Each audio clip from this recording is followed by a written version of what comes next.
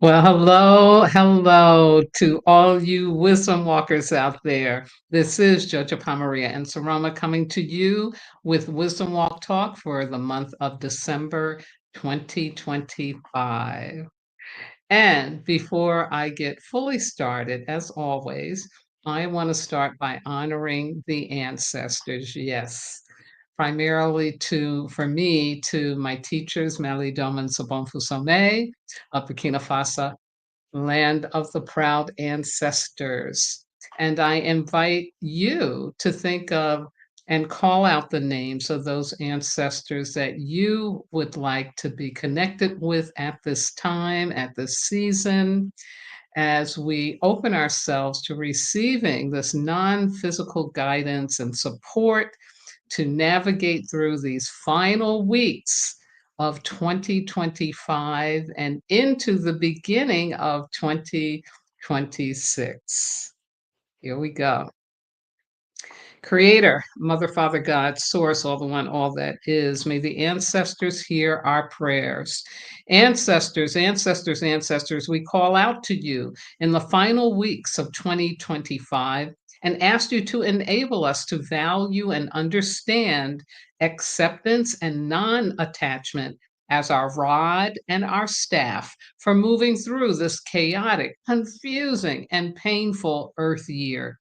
Guide us safely through our personal and collective challenges.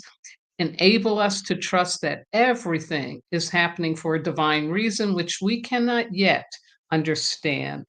Grant us the ability to practice negative capability, embracing uncertainty and mystery without seeking out facts or reasons. Continue to grant us access to our higher timeline where we know that unconditional love is the ultimate reward for our self mastery. Continue to give us the strength and courage to honor this new age and new earth consciousness, daring greatly to live out our new narratives and knowing that these are divinely scripted for ourselves and for our world. And most importantly, continue to enable us to move forth from the dark ages of modernity by placing our heads below our hearts, valuing people over profits, and always choosing love over fear. Thank you. Thank you. Thank you. And I say amen. Ashe Ahoasa Shinga Bismillah, and so it is. Ashe. So I'm speaking to you, of course, in the snowy wonderland of Wisconsin, and it got colder here earlier, excuse me, than what it did last year. And the colder means, yes, sub-zero temperatures, wind chills that have gone below 25 degrees. Yeah, can't make this stuff up. But compared to last year, I was more prepared for it, not as afraid, realized I just need to honor the cold, stay away from it, don't play with it, and everything will be okay. So I can't complain. My apartment is just lovely and warm, and yeah, it's not snowing right now. So, and the sun came out today. That was really, really wonderful. So again, good evening to all you wisdom walkers out there, and those of you who want to be wisdom walkers, will be wisdom walkers, need to be wisdom walkers. This is Jojo Maria and Saroma, and here in these final weeks of this Earth year, of this awesome and painful third decade of the 21st century, we've been handed a cosmic directive, strong guidance from a greater order and direction to participate more than ever in our self mastery. As I mentioned last January, the evolutionary energy of the age of Aquarius, also called the age of illumination, is in full force and has increased our bandwidth for successfully doing our inner work. The theme for December is our second annual collective commitment. Yeah. Oops, wrong way. There we go. which is unlearn. This is the one that I just didn't get a chance to talk about because I was sick in February. And then in July, I needed to take a break. It's a fire energy. And so finally, December rolls around and I'm able to do this for you. What I've titled tonight's program is Unlearn the Power of What If. Yeah, the power of what if. So, in this video, I'm going to again take you on a contemplative journey to unlearn our conditioned reactions to postmodern stressors in the first quarter of this 21st century.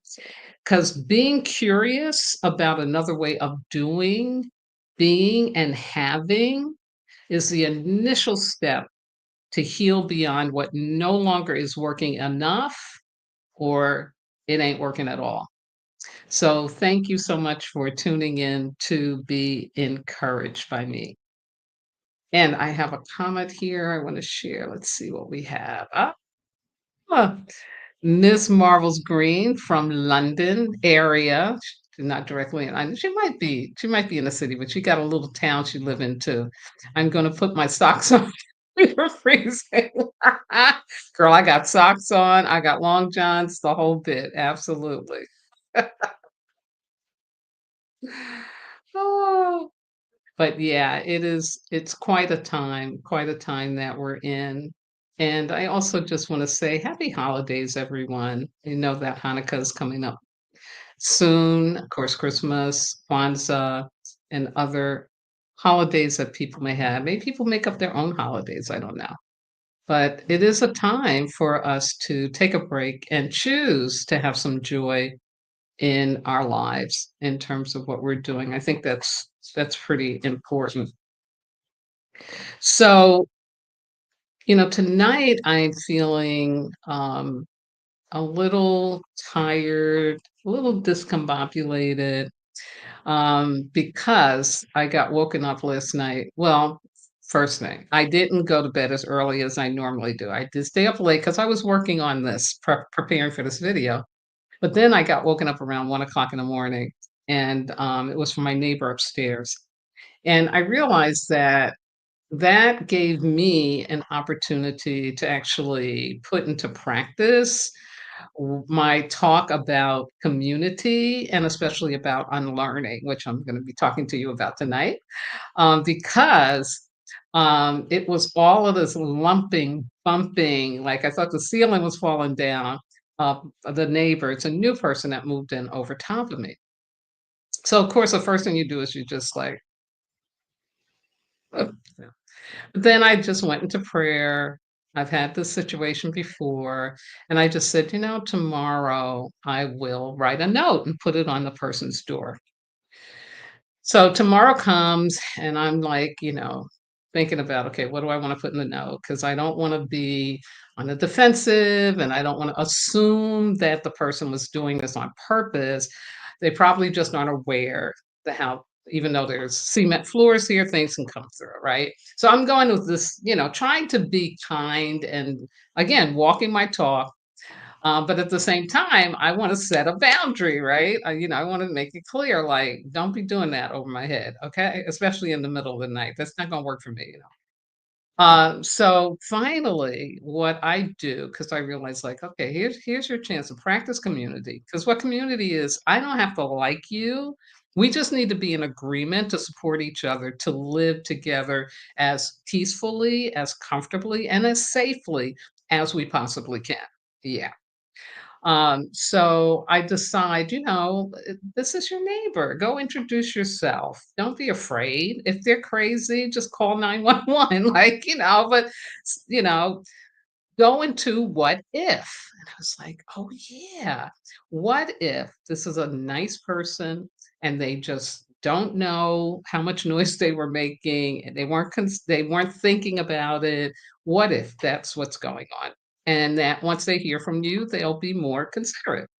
So I did. I went upstairs, put on my big girl pants. I went upstairs. I knocked on the door. At first, no response. And something said, just knock again. And I did a nice knock, like dun dun dun dun dun dun dun. It wasn't like boom, boom. And I was in that energy of, hey, my neighbor, I want to be neighbors, good neighbor. So the person came to the door, and it happened to be a woman. And I, introduced myself and I said, welcome to the community. And I just want to let again, all this noise last night. And her response to me was, oh, I fell. Now, maybe she did. For an hour, she was falling. That's none of my business. But the fact that she wasn't aggressive with me, she wasn't angry with me, she was open, and I just said to her, "Oh, at one point I thought maybe I should come upstairs to see if you were okay. But I just let her know. I said, even though these are cement floors, you can hear things. Anyway, all in all, I introduced myself as a good neighbor, open to communicating. I'm not afraid of you. And if it happens again, I'll just go knock again. But it was a wonderful opportunity to practice this what if information, which I'm going to be sharing with you right now, for us to really unlearn some conditioned things that we have gotten thrust into, I'll say, especially with the 21st century and this what I call the dark ages of modernity. When I was thinking about, okay, how do I want to share unlearn, which is about unlearning the superficial and complex approach to life so that you can experience all of your relationships with simplicity and depth. True success is life in life is fulfillment through love and happiness. So again, this whole thing I always talk about choosing love over fear. And so something came to me about, unlearning requires us to be curious. And so what if what if that could help us? What if there's a power? Say, what if there's a power in a what if posture? Now, from my experience today, it really was very powerful for me to stop, you know, wanting to wring this person's neck or treat them like they'd done it on purpose, made all that noise. Um, I just opened up to what if? What if they're a nice person? They just don't know what's going on. So I decided, okay, let's talk about the major stressors for adults in the 21st century.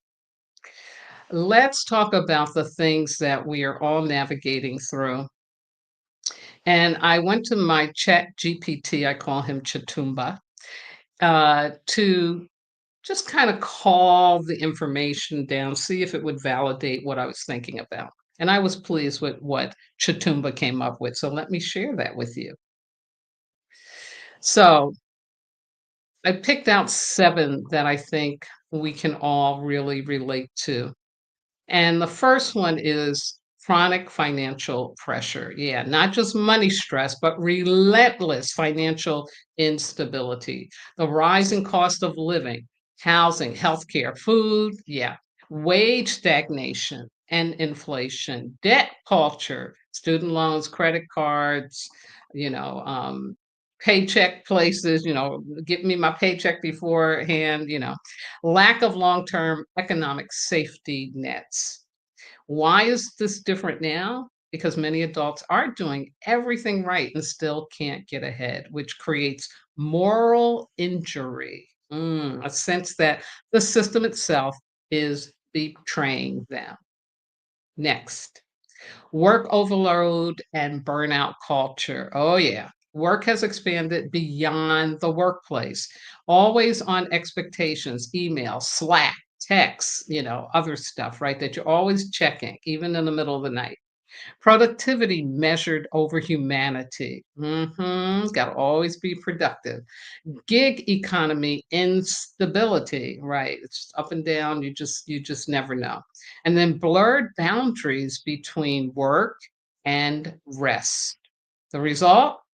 People are exhausted not because they're lazy, but because there is no true off switch anymore. Yeah. Next one. Information overload and digital saturation. The human nervous system did not evolve for this. 24/7 news cycles, social media comparison and outrage loops, constant notifications, no psychological quiet. The impact? Chronic anxiety, shortened attention spans, emotional dysregulation, and difficulty feeling grounded in reality. And emotional dysregulation is where you just out of control. You just want to yell, scream, punch, hit, or, just be in tears all the time, like, and you don't even know why. Absolutely. 4 would be relationship strain and social fragmentation. Connection has become both easier and harder. Loneliness despite connectivity. Fewer deep, long term friendships. Dating fatigue and relationship instability. Family systems under stress because of time, money, and other value systems breaking down. Underlying stressor, many adults feel emotionally unseen even while being socially visible. Yeah, big one. Number 5, mental health struggles becoming normalized but not healed. Awareness has grown, but support hasn't kept pace. Anxiety, depression, trauma, burnout, high functioning suffering. I'll repeat that: high functioning suffering. So that means people can get up every day, get in a car, get into the traffic, or get on public transportation. They can go to work, they can do the stuff, but they are suffering. It is suffer struggle. And then medication without adequate relational or spiritual support. Yeah, so many people being put on like antidepressant medication without there being any kind of, psychotherapy, like talk therapy or anything, it just like, yeah, again, you all know what I'm talking about.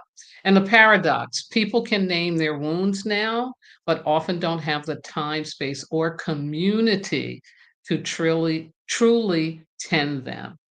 Yeah. Number 6, identity pressure and self optimization. Adults are expected to constantly reinvent themselves.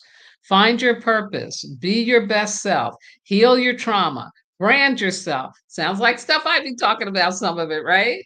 Yeah. But when it gets to be where it's being said to you without supports for how do I do that, that's when it's really a problem. And the hidden stress, being treated like a perpetual project rather than a human being allowed to rest and mature organically. And it should be rest and grow organically. Yeah. And then last but not least, global and collective stressors. Even when life is personally okay, the world isn't. Climate anxiety, political polarization, pandemics and health uncertainty, war, displacement, systemic justice, and I could go on and on and on. This creates background existential dread, an ongoing sense that the proverbial ground beneath us isn't stable.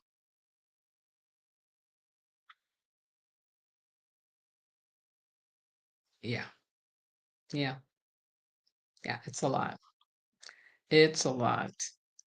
And, we have been conditioned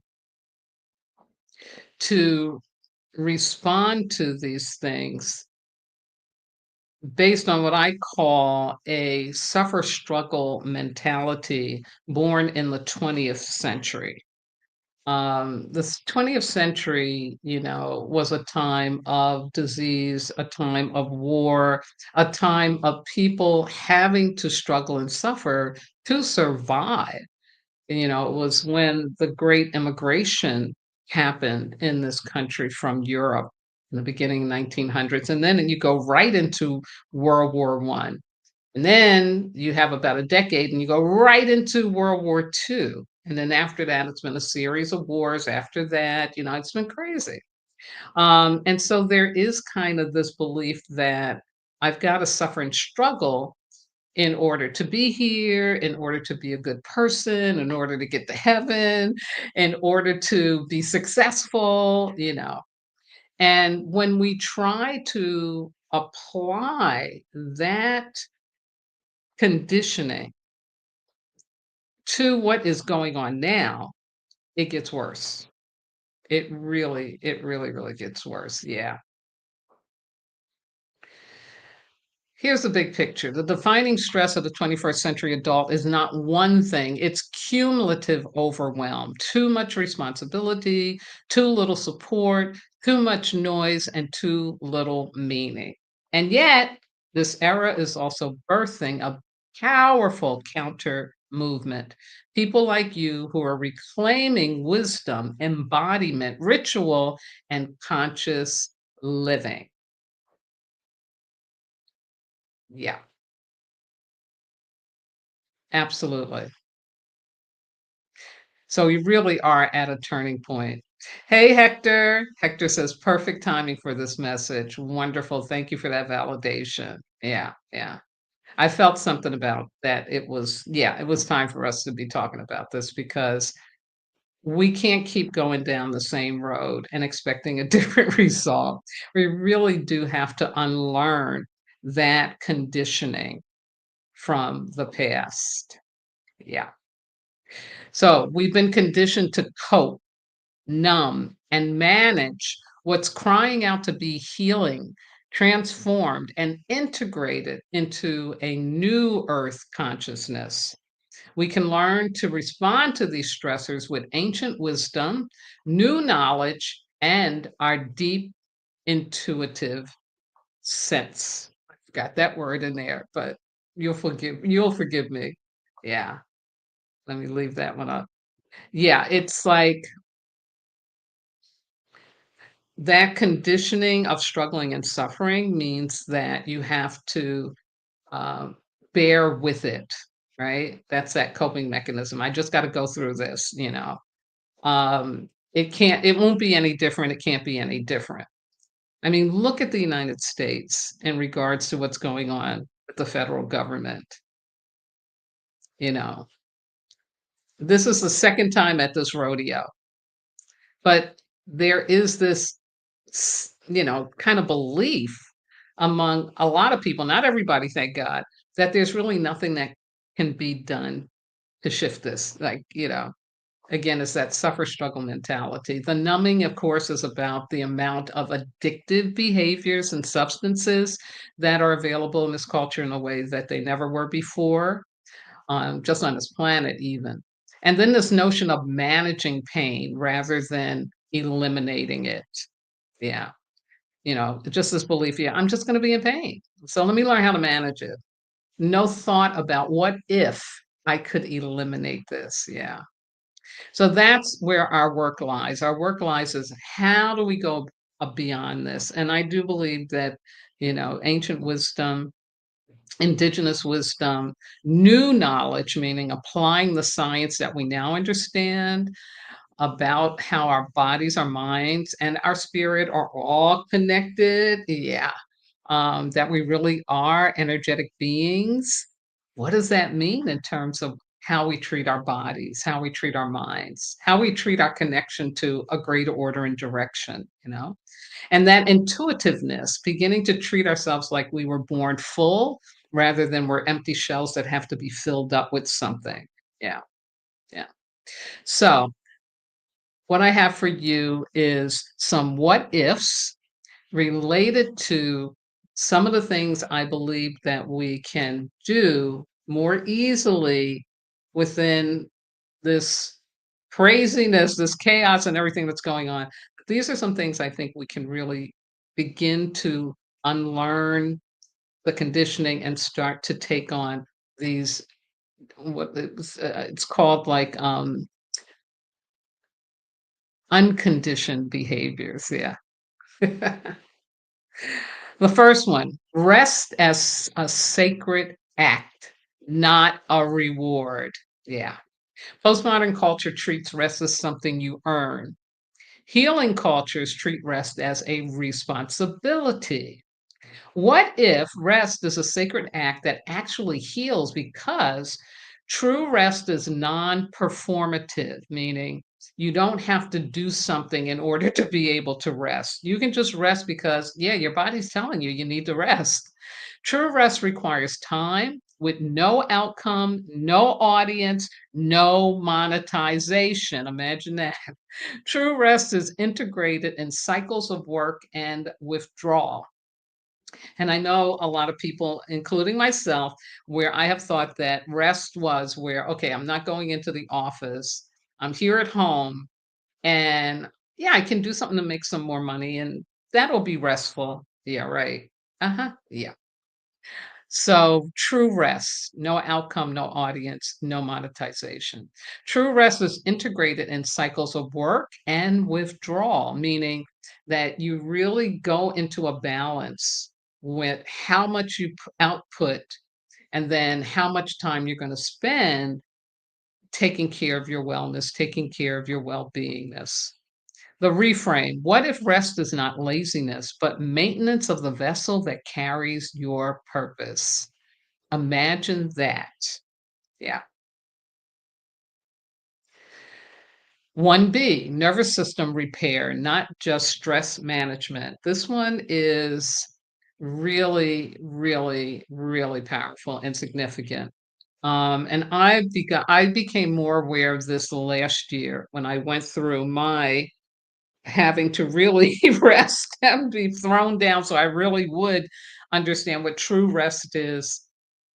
And I began to realize that my nervous system needed to be tended to. And I hadn't thought about that before. I was just like everybody else, we're doing stress management, but your nervous system? Mm. Hey, daughter of Oshun, she's like, oh, this is good. Lovely. Lovely. What if healing begins in the body, not the mind? What if you can go beyond stress management and include nervous system repair? Most adults are living in chronic fight, flight, or freeze. No insight will land until the nervous system feels safe. Why this works? You cannot think your way out of a survival mode. I'll repeat that. You cannot think your way out of a survival mode. The body must learn I am not under attack. Woo wee. Yeah, yeah. Got a comment here from Miss Sai. Hey, Sai. Good evening to you. Saying hi to all the wisdom walkers. She's amazing.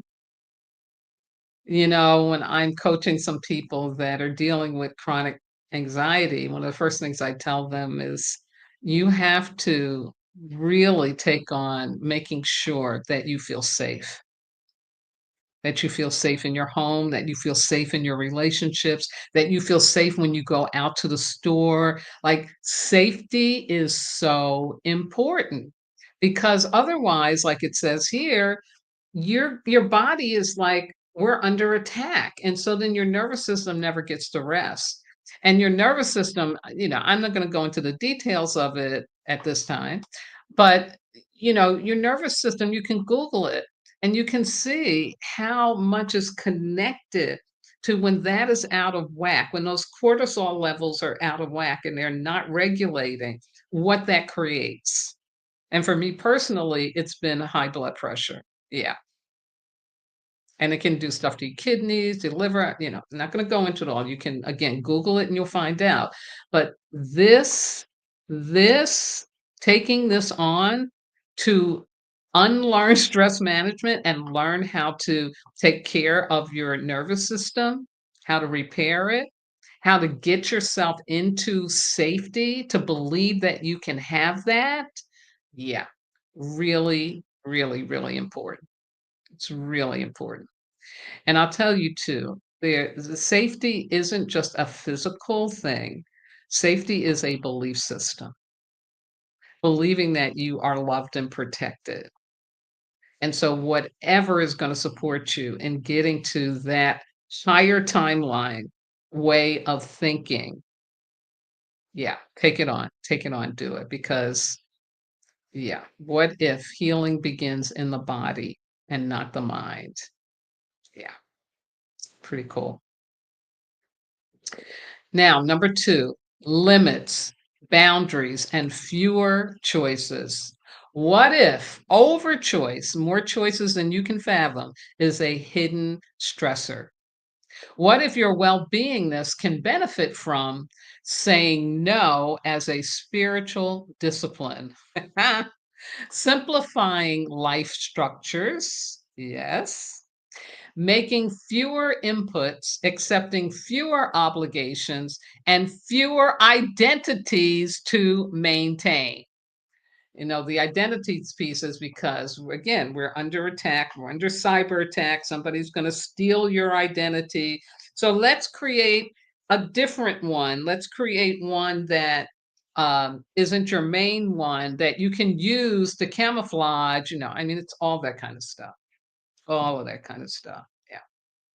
And for other reasons that we, in this 21st century, come up with these different identities, you know. Um, I shifted my name change, um, when I got initiated into the dagger of spirit medicine. It was an initiation. This wasn't me just waking up one day and saying, "Oh, yes, wouldn't it be nice to be a shaman?" No, it doesn't work that way. Um, but what's interesting is, although I changed my name, my identity, the who I am doesn't change. It really doesn't change. Not at all. Doing healing work is something I do. It's not who I am. It's not what I am. It's a part of me. So again, just remember that too, because a lot of people are like, oh, I want a spirit name. Yeah. Yeah. It's not going to take you away from who you really are and what you're really here for. So remember that. So here's the healing truth. What if a healing truth is that freedom is not having more options, it's having enough? Wow. And of course, you have to know what your enough is. Can't be copying off of what somebody tells you. You've got to know, you've got to experience that. Yeah.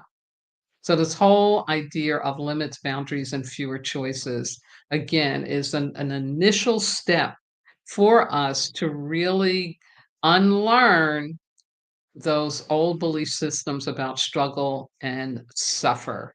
Yeah, absolutely. I got a good evening here from Miss Betty Irby, one of my dear colleagues from Alma Center years ago. Yes. And she says she agrees with that. Yeah. Very important. We've got to set boundaries and limits. And with ourselves, that's where it starts, you know. You have to do it with yourself, and then you'll find it easier to do it with other people. Absolutely. Then I got a shout out from Daphne. Hey, she is amazing too. Love it. Love it. Now, this one is another favorite one of mine. Right relationship with time. Modern stress is deeply tied to false urgency. What if adopting the following practices can break your attachment to man made time, the false god that can create heart attacks? Because, and I believe the research is still out and it's still real and relevant that it's on Monday mornings when most of the heart attacks occur. Sunday evening into Monday morning. Yeah. That's how much we have time as our false god. So here's a shift, honoring natural timing instead of forcing outcomes. Imagine that. It's called patience. Trusting slow maturation, meaning don't grow up too fast, don't develop too fast, don't miss your steps. That's why I say in the Wisdom Walk book, it's not a marathon, It's not a sprint, it's a walk, a nice stroll into learning how to master yourself. Doesn't happen overnight. And then allowing seasons of dormancy. Imagine that. Seasons of dormancy, just like what happens with the plants and the flowers and the trees. There's just a time when they're just like, okay, going to sleep, I'm resting. It's not my time to be out there doing and moving and shaking. It's time for me to rest. Ancient knowing. What if the ancient knowing is true? Nothing alive is meant to grow all the time. And I'll tell you, and I had heard this from, I think it was Deepak Chopra, looking at what is cancer from a spiritual and higher timeline perspective. And what happens with cancer is that the cells don't know how to regulate, they don't know how to stop growing. They do an overgrowth. And it is definitely linked to this pressure and this out of balance that we have with timing and our relationship to time that is irrational, very irrational. I can remember when I had to get rid of all of my watches because I realized how man-made time was really making me sick.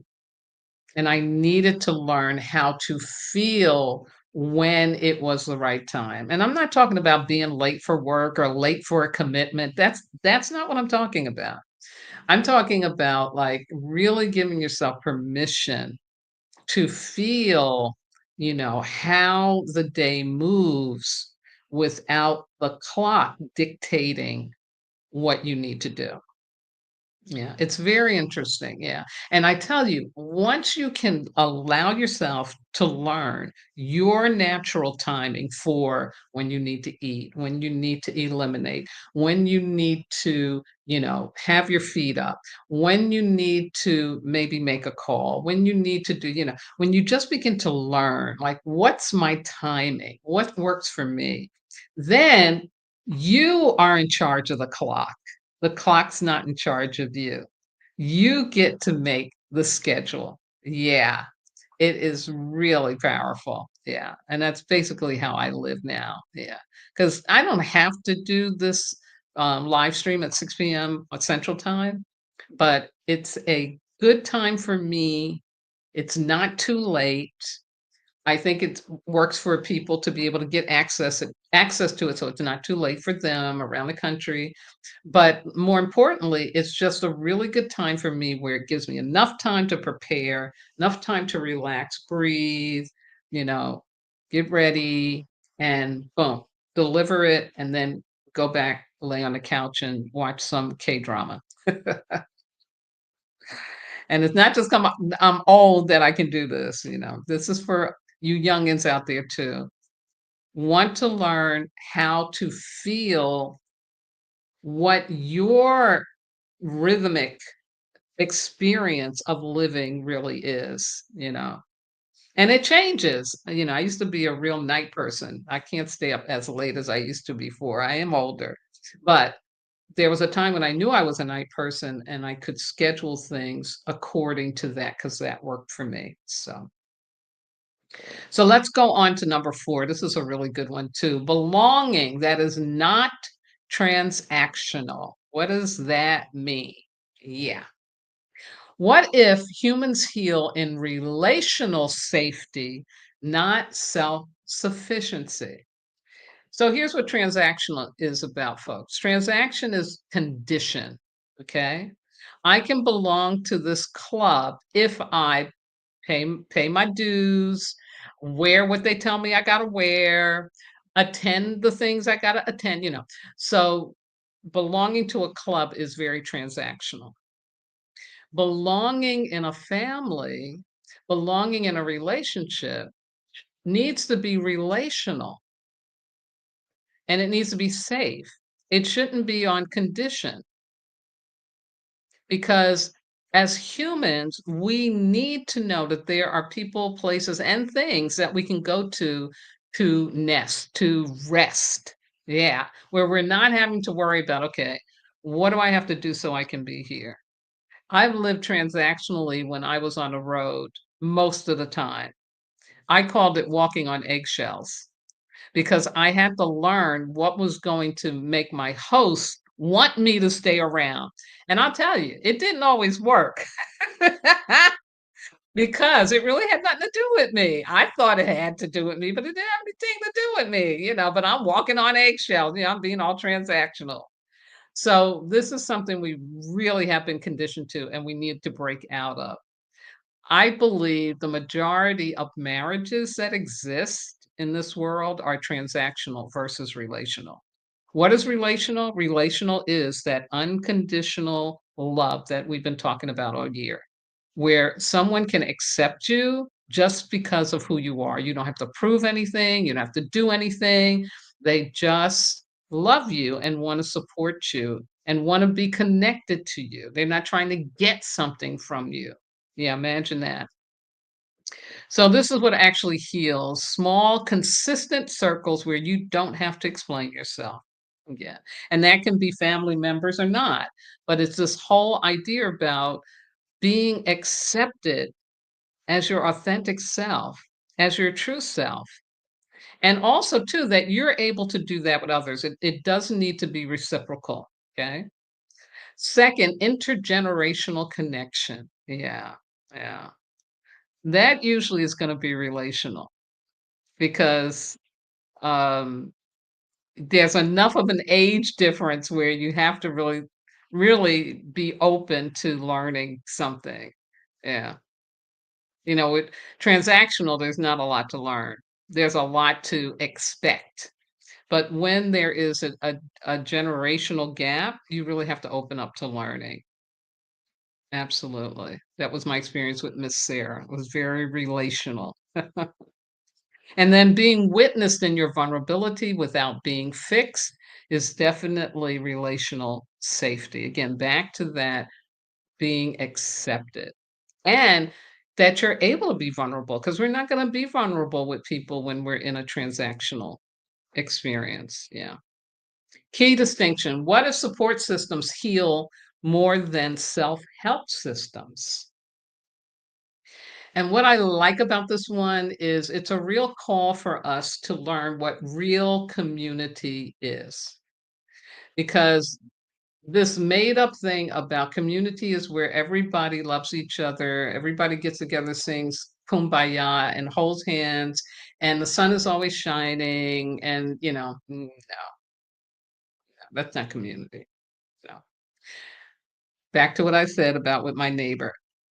Real community is where everyone who's in a particular situation, whether it's job situation, I don't care if it's a workshop, whatever, but there is this foundational agreement to support each other to reach the goal that's been set, to take care of each other, to keep each other safe. It ain't about I gotta like what you look like, what color your hair is, what your skin color is, what your gender is. It ain't about that. No, it is really about getting into a relational experience with other human beings because you're all in the same boat. Or you figure that out, like we need to do in this world. We need to get that we're all drinking the same water. At some point, we need to accept that. Yeah, yeah. Lots of food for thought here. This is a really huge one, and I promise you, I'm going to definitely be doing some work, offering some work on this, some support on this about really getting into relational safety. It's so essential. Yeah. And from my experience, you really can't heal the deep wounds alone. You really do need support. And I've had the experience of getting that support many, many, many, many times. Yeah. Yeah. It's powerful. And then last but not least, purpose lived in small, honest ways. What if your purpose doesn't heal when it's abstract, remains a thought, or performative, done to get attention. What actually heals? Doing what is yours to do, no more, no less. Letting contribution be imperfect and human. I'll repeat that. Letting contribution be imperfect and human. Serving life in ways that don't require self erasure. Dagger of wisdom. What if your purpose heals when it nourishes the one who carries it? Imagine that. Yeah, some big stuff there. Some big stuff there. Absolutely. Yes, an infinite feast. Love it. Letting contribution be imperfect and human. Yes, because our egos will just get totally in the way. Absolutely. Definitely need support. We do. That's right. Asking for help is key. And again, from where you don't have to be transactional, but relational. Yeah. And let me just stop and say this is one of the reasons why the way I work when I'm helping people is that the last thing we discuss is money. And if for some reason somebody just doesn't have it in their budget, but they in pain, they need help, I'm going to help them. I'm going to serve them. Absolutely. Because otherwise, I'm in this transactional place and authentic, spiritual medicine isn't that. It is to be given freely. And then if somebody wants to give you a chicken or give you a blanket, yeah, then they can do that. That's the reciprocity. And that's what I call it with my clients. I call it reciprocity. I don't call it make a payment. I ain't chasing people down for money. I don't do any of that because I want to be real and I want to be in relational safety with the persons I work with. I don't ever want there to be this condition that unless you can pay me, I can't help you. Oh my God. Oh, well, just saying that hurts my heart. It just hurts my heart. Oh my God. Amen. Sigh. That's right, Mama. Love it. Yeah. And again, um, just to put back up what daughter of Oshun said, "We're letting contributions be imperfect and human." Exactly. And that's about, when you're really on purpose and you're about helping people or helping a cause, you have to accept that you are not God and you are not always going to get it right. That you are human and your job is to open up to learning. And so when I work with people, again, I'm not working from a script, you know. In fact, I don't heal somebody. Somebody heals themselves. Here's what I'm able to do just because of my own experience. I can create relational safety that supports people in their vulnerability to be able to get to their healing. Yeah. But even in doing that, I don't know. I don't know what I'm doing. Like sometimes some things work, sometimes they don't, It depends. I have to talk to my spirit guides. What color should I wear this time? What earrings do I need to put on? It's that kind of thing. But yeah, we have to give ourselves permission. And as it said before, you know, if you're not, as someone who's providing service, being on purpose, if you're not getting nurtured from what you're doing, something's wrong. Something's wrong. Yeah. And again, small, honest ways. You don't need to, you know, have 1,000 subscribers in order to do your work. Yeah. I am so grateful for the number of subscribers I have on my YouTube channel. It works for me very well because I don't need to be, pulled. Yeah, I don't need to be pulled in that way. So, yeah, absolutely. Good stuff, good stuff. So, in closing, just like Marvel did a whole thing on what if, what if Black Panther, was not able to do this or could do that, whatever it was. And I appreciated those shows. But this is what we need to adopt. We need to adopt the posture of what if in regards to those things that we have been struggling and suffering with. Yeah. What if? What if it can be different? What if we can feel different? Absolutely. So, I want to share with you my movie recommendations for this holiday season aligned with our 5 collective commitments for the year. Yeah, yeah. So, here are my choices, my recommends for you. Every one of these movies dearly love. They're just fun and they're great. Some of it's drama, but I think it aligns well with our collective commitments. And this is to me, movies to me, cinema. Everything that I'm sharing with you, I call it cinema because cinema is definitely serving to touch our hearts and our souls. That's its job. So when you're watching a piece of cinema, you're going to learn something. You're going to get touched by something. You're going to get healed, even. And I've talked about how Fisher, that movie was so healing for me. It's a cinema. So these are 5 cinema pieces that I think can be very helpful to you during the season and beyond. But again, they're aligned with our 5 collective commitments. So the first one, transform your attachments, right, to the material. This is Last Christmas. Love, love, love this movie. I was very surprised at how good it is, and it is a dramedy, but it does such a great job of showing a transformation in this young woman um, in a way that you could never imagine. It's really cool. So if you have seen it, watch it again. I watch all of these things again because every time I watch them, I get something more out of it. I notice something more. It's just really great. The next one for unlearn, choosing to unlearn the superficial and complex, or in this case, choosing to unlearn who you thought you had to be.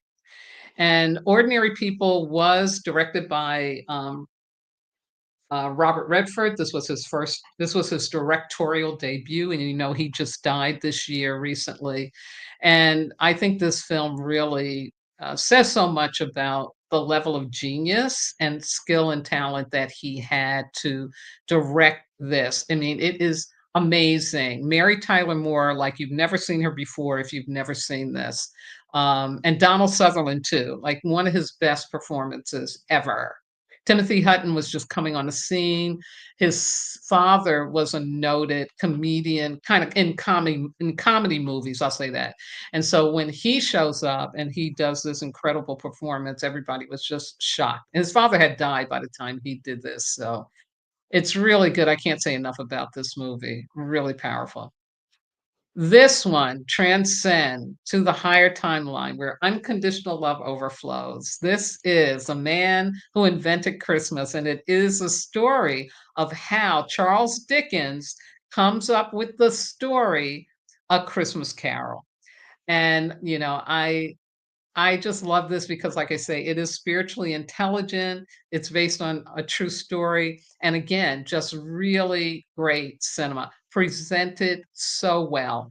And it really gives a great understanding and insight to why Charles Dickens was so popular, so successful in the stories that he was sharing about 19th century world. I'll call it the world because we can all identify with this stuff. It's really great.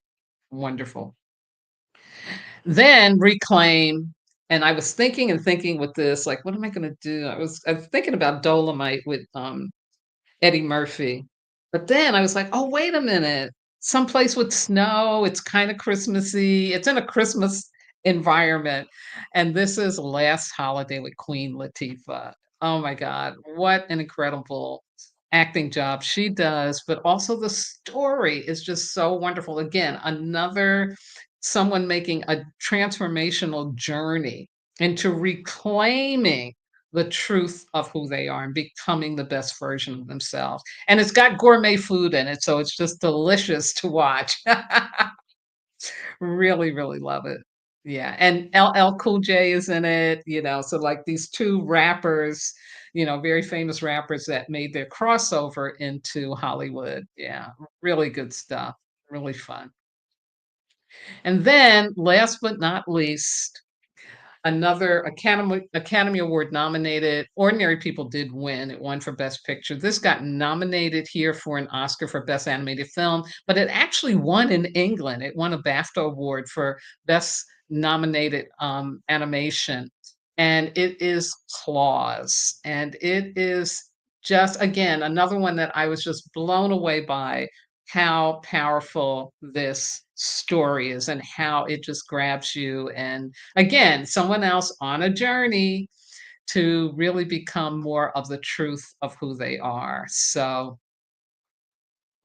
enjoy, enjoy. Again, if you haven't seen them, watch them again. It's this Christmas time is for me. It's like, I always watch White Christmas. I'm sorry. Bing Crosby, Danny Kaye, you know, uh, Vera Ellen, and I'm blocking on her name, the singer. It's just like it's a tradition. I always watch Scrooge, the 19, I think it's 56 version, black and white. I watch the musical. Like yeah, of course, a Polar Express. And if there's newer ones out, I look for them. I look and see, okay, what do I want to watch now. So, yeah, and it's just a lovely way to rest and not have to think about too much. So let me share my Sarah quote with you. On December 8th marked the 5th anniversary of Miss Sarah's passing. And this wonderful, wonderful, wise woman who lived to 96 years old, she said, "Life always supports us in where we want to be. Life always supports us in whatever changes we want to make." Ashe. Thank you, Mama Sarah.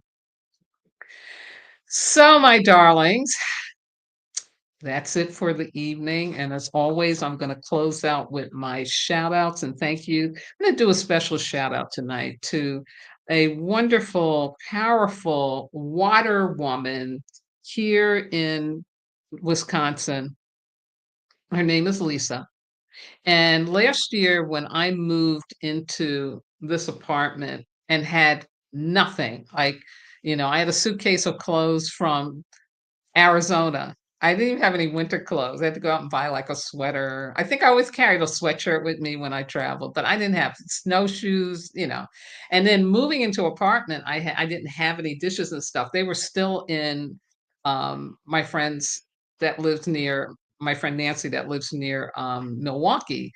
And I didn't have money at the time to even know when I could get that stuff moved up here, right?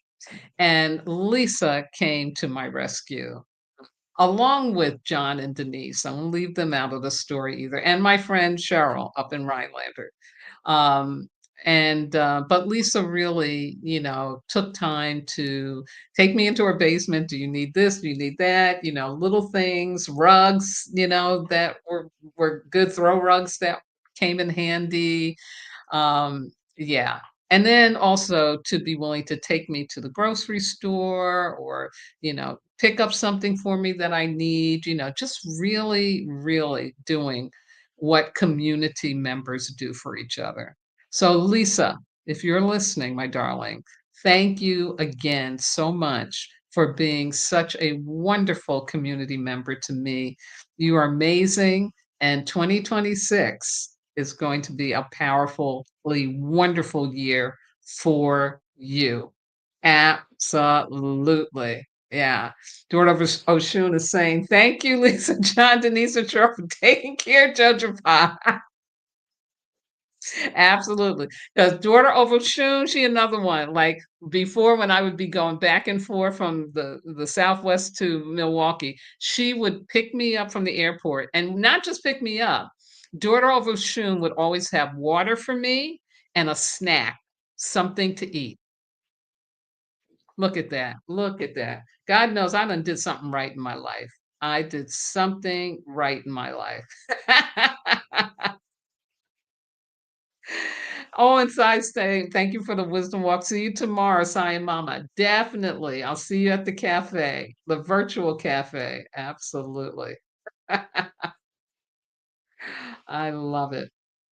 So, as always, I want to shout out to all my regular watchers and listeners, to all of you who have wisdom walk with me and you know who you are, to my family here in the Midwest and those on both coasts, to my spiritual kin, my medicine brothers and sisters around the world, and those who may be watching for the first time.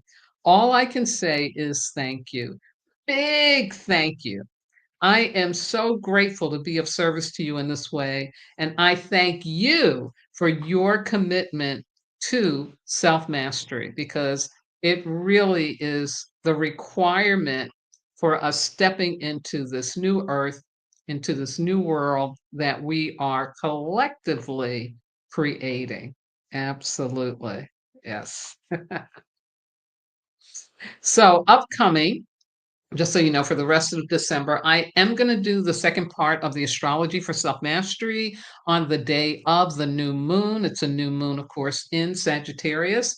And I will also talk about the solstice. It's pretty powerful this year. I even thought it was last month. That's how big the energy is for it. I'll also talk about the Three Eyes Atlas coming close to the Earth plane, and any other thing that I can pick up for you that would be of significance as we close out 2025 astrologically. And then on Sunday, the 21st, I will be back with the Wisdom Walk Talks closeout of the 2025 annual commitments. And just like last year, I'll give you some prompts. I will also have a booklet available for you that you can use to write down your learnings and remembrances. And yeah, and we'll just do the thing to make sure that we're moving into the new year really having completed what we needed to complete at this time. Yeah, that's so super cool for that. Love it, love it, love it. Then my promos, as always, Queen Reverend Adara's healing service, first and third Wednesdays every month at 6 p.m. Mountain Time. Go to her website, spiritismylife.com, click on events, and you will get the free Zoom link to join. She is so magnificent. I was able to attend last week, and again, she's just magnificent in her ability to really move energy through you, away from you, to you, and to really help you get a rest period. Yeah. Also, Juanita and Amy's book, The Inner Ground Railroad 40-Day Journey to Remembering Soul and Spirit, also available on Amazon, Kindle, Walmart, Abe's Books, and other online booksellers. And then, of course, my book, Wisdom Walk to Self Mastery, available online in the same way. And I know I say this every time, but I really mean it. I am going to do an audio version of this. I'm really going to make that happen. Absolutely. And last but not least, I want to thank my God, my ancestors, my spirit guides, loving entities, everything that walks with me, keeps my head to the sky, my feet to the ground, and my heart open to do this important work with and for all of you. Now, have a healthy and safe Earth Week ending because last Wednesday we went to Earth, paying it forward. Continue to strengthen your immune system. And now you have to take care of your nervous system, right? Get into that safety by praying for others not taking on their pain, and most importantly, please, please, please, please, please, because this will really help us unlearn the suffering and struggling of the 20th century. You are not disposable. Why? Because you are divine. Good night now. Thank you for tuning in.